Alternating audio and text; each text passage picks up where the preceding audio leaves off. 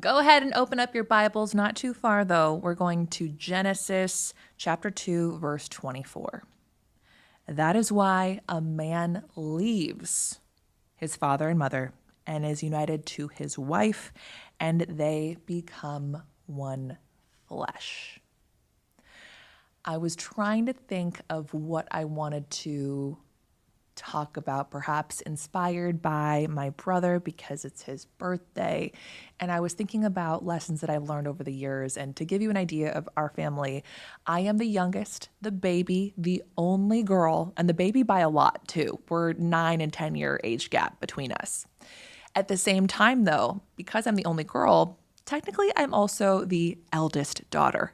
And so I have a lot of interesting tendencies in that I have a little bit of only child in me. I have a little bit of baby in me, but I also have a little bit of older sister in me. I am, and my brothers might disagree with this, but I really did see myself as the big little sister. And what that means is that anytime that they would bring a girl home, I was very protective. Like, she had to be able to get along with me. She had to be able to blend with the family. Like, I was very picky. I sometimes was a little mean, to be honest with you. And something that I really had to learn over the years, especially now that my brothers have gotten married, is really the biblical duty that they have as husbands, that when you get married, you go start your own family. That was really difficult for me to grasp because we had so many of these traditions over every holiday, especially Easter, especially Christmas. And also, I love me a Thanksgiving holiday with my family. At the same time, though, I had to recognize and acknowledge that, wait a minute, the person who they're marrying, the family that they're marrying into, that they have traditions too. And that was honestly really difficult. Like, I really took it as a personal attack. Like, you're breaking our traditions, or our Christmas is so much better, or our Easter egg hunt is so much better. And it took until my friend Melissa Urban posted over the holidays about boundaries that she has and that she sets with her family, and what she attends and what she doesn't, and also what she does with just her own unit of a family. I was getting ready to type out almost this mad, angry, hateful response. But here's what I so love about Melissa is that she is so wonderful at explaining beautifully, patiently different perspectives. And halfway through my message of what do you mean? You absolutely should respect the mother-in-law and the parents and the this and the that. And then I had to take a beat and take a breath and acknowledge, hold on a second. All of the traditions that I grew up with, they were actually all separate from the families of my parents. My parents are from Texas. We have family in Mexico. And in case you didn't know, I was born and raised completely in the United States and on the opposite end of the country in Minnesota. We did not have any immediate or extended family in Minnesota. In fact, we rarely would go to Texas for a lot of the big holidays. Maybe it was every other Christmas, or maybe it was on Christmas Day. But most of the time, especially since my dad was a doctor and would sometimes be on call for at least one of those holidays. If it wasn't Christmas, it was New Year's. If it wasn't, New Year's, it was Christmas. We had to stay home. And a lot of those traditions that I love and that I think of so fondly, because really that's what it is. Whenever there is tension around the holidays, it is because we have the expectation that it will be just as magical as it was when we were children, or you're hoping that it'll be some irrational standard of perfection like what you see in the movies. But what I noticed, and all of a sudden just completely surrendered myself with grace, was recognizing that, man, I bet it must have been really hard for my parents to leave their families. My mom especially. Oh my goodness, she was so unbelievably close to her sisters and to her mom. It must have been so hard for them to leave, not just once, but multiple times as they were figuring out my dad's career and his residency and fellowship and all the different steps that you have to do when you're going through that whole medical track. At one point, they moved back to Mexico. It was a whole thing. But again, just thinking about how hard it probably was for her to not be with her family, but also how beautiful it was when she began to create traditions for herself. And if you're new to me, one of the things that my followers look forward to every single year is my mom is obsessed with Christmas.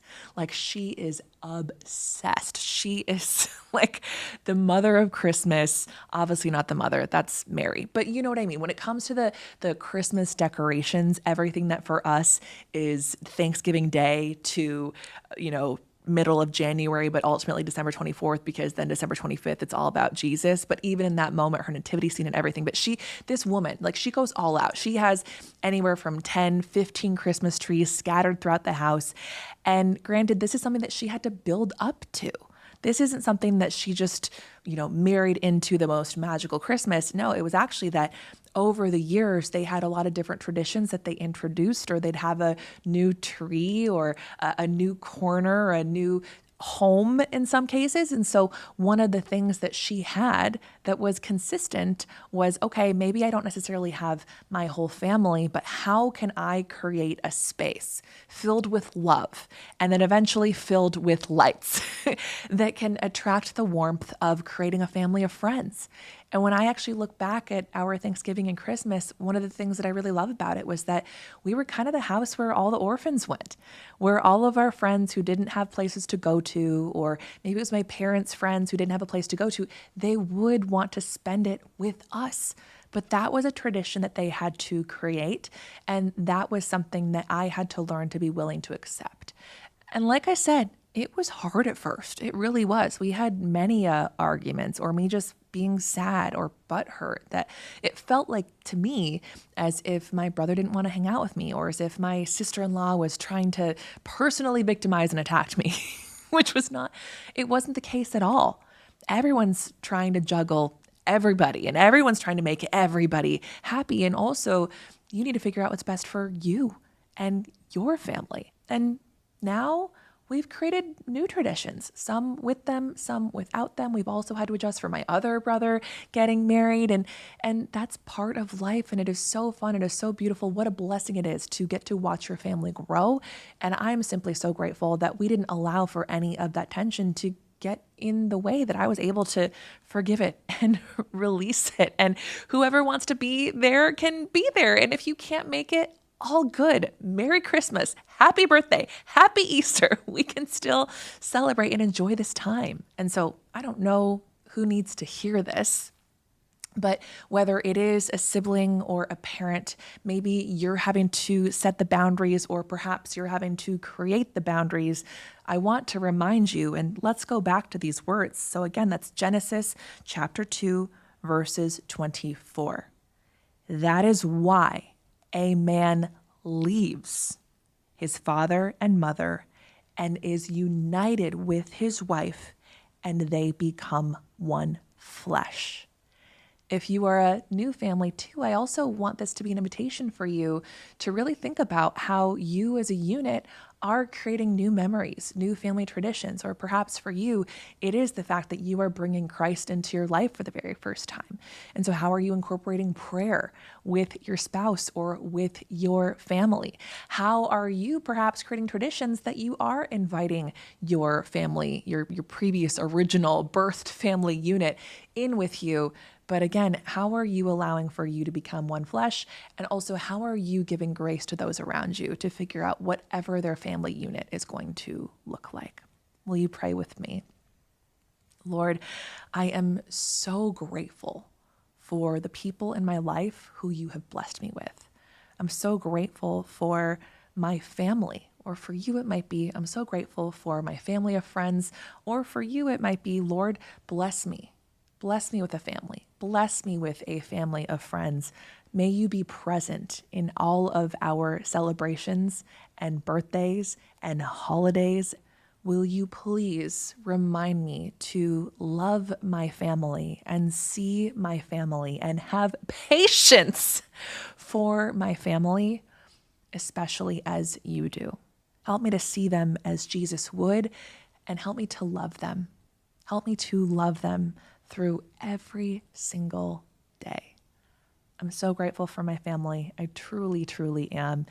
And especially for those moments that I had to learn that gift of patience And I'm so grateful for you. And all the people said, amen.